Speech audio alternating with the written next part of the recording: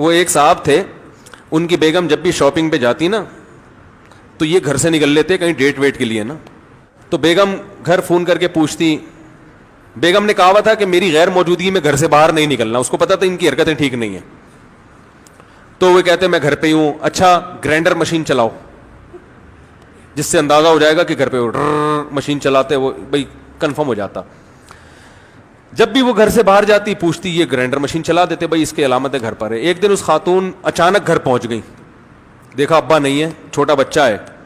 ابو کہاں ہے؟ وہ گرائنڈر مشین لے کے نکلے ہوئے ہیں کہیں. وہ ایک قاری صاحب تھے نا, قاری صاحب, وہ ایک بچے کو کہہ رہے تھے کہ تو گدھا تھا, میں نے تجھے انسان بنایا.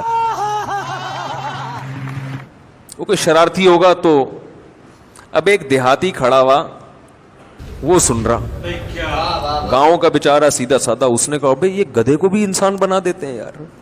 وہ قاری صاحب سے آ کے کہتا ہے کہ قاری صاحب میرے پاس بھی ایک گدھا ہے, اگر آپ اس کو بھی انسان بنا دیں. انسان, آپ نے تو اس گدھے کو انسان بنایا نا.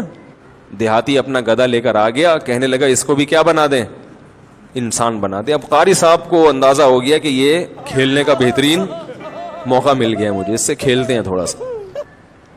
قاری صاحب نے کہا بھائی چھوڑ جاؤ اس کو, انسان والا مسالہ کچھ دن لگا کے رکھنا پڑے گا, تو جب کچھ دن مسالہ لگے گا تو انشاءاللہ یہ انسان بن جائے گا.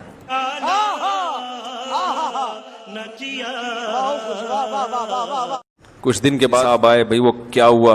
انہوں نے کہا یار وہ غلطی سے مسالہ زیادہ لگ گیا ہے, وہ نارمل انسان نہیں, وہ جون پور کا جج بن گیا ہے. تو وہ جو جون پور کا جج ہے نا, وہ اصل میں تمہارا گدھا ہے جو جج بنا ہوا بیٹھا ہوا ہے وہاں پہ, وہ مسالہ زیادہ لگ گیا بس.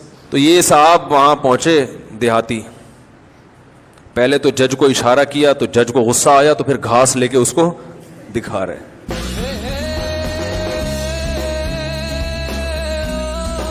پھر ہوش ہوش کر رہا ہے, تو جج نے بلایا, کیا مسئلہ؟ کہہ رہے زیادہ شو مارنے کی کوشش نہیں کر. تو کیا ہے, تو کیا اوقات کیا تیرا ہے؟ تو گدھا ہی نا, وہ تو مسالہ زیادہ لگ گیا, تو کیا بن گیا, تو قاضی بن گیا جون پور کا. وہ ہمارے استاذ تھے نا ایک, وہ جو جنہوں نے مجھے کہا نا یہ ہائیڈروجن ڈائی آکسائڈ لکھ کے لاؤ, یہ لکھ کے لاؤ, وہ لکھ کے لاؤ, انہی استاذ کی بات کر رہا ہوں.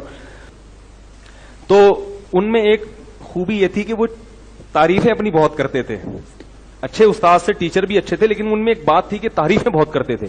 تو جب پہلے دن انہوں نے اپنی تعریف کی, ہم نے سنی کہ بھائی ماشاءاللہ بہت اچھے استاذ ہیں. اگلے دن آئے, بہت تعریفیں کی.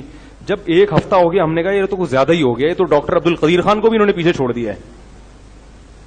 تو پھر طلبہ تو کسی کو نہیں چھوڑتے, اسکولوں کے جو اسٹوڈنٹ ہیں نا بڑے ہوشیار ہوتے ہیں. پھر ہم نے دیکھا کہ ایک دن استاذ آئے ہیں اور اپنی تقریر کر رہے ہیں, تو ایک طالب علم کو ہم نے دیکھا ڈیسک کے نیچے یوں کر رہا ہے. اس کو دیکھا دیکھی دوسروں نے بھی ایسا شروع کر دیا. میں نے کہا یہ کیا ہو رہا ہے؟ انہوں نے کہا یہ چھوڑ رہے ہیں, ہم لپیٹ رہے ہیں. ریئل ٹاک, سڑکوں پہ کاٹی راتیں چائے پاپے, اپنی سنگت آج بھی بیٹھے کسی ڈھابے, اصلی دوست اور پراٹھے مجھ میں آ کے پالیٹکس کریں پھر جا کے, کیونکہ یہ ریئل ہے. میں دیسی ہو کے ویسٹ بھی, آرگینک ہو کے بیسٹ بھی, وہ ڈھونڈے میری ریسپی.